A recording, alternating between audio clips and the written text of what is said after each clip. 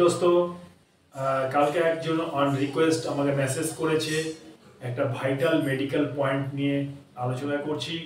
এটা অনেকেরই থাকতে পারে, তোমাদেরও জেনে রাখা উচিত। এই ভাইটাল মেডিকেল পয়েন্টটা কি?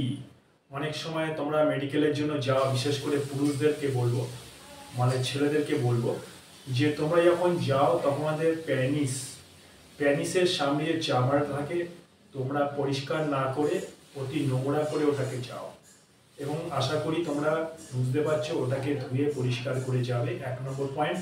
2 নম্বর পয়েন্ট, যেটা সমস্যা সেটা অনেককে চামড়াটাকে ওপেন করতে বলে ডক্টররা, অনেকে ওপেন করতে পারে না। প্যানিসের সামনে যে চামড়াটা আছে চামড়াটাকে অনেকে ওপেন করতে পারে না, অনেকের ফোল্ড হয় না।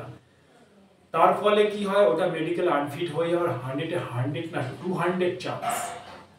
কারণ যেটা ওটা ওপেন না করতে পারলে তাহলে বুঝতে পারবে এটা একটা সমস্যা আছে।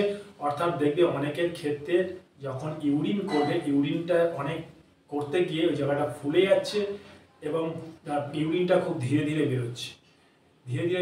এটা একটা জটিল সমস্যা।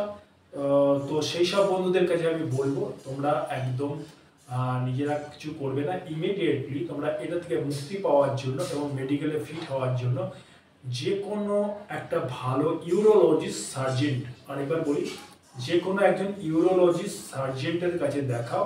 তোমার এই ছোট্ট একটা মাইনার হয়তো অপারেশন করালে ওটা তোমার ঠিক হয়ে যাবে এবং নেক্সট টাইম তুমি মেডিকেলে ফিট হয়ে যাবে। জয় হিন্দ।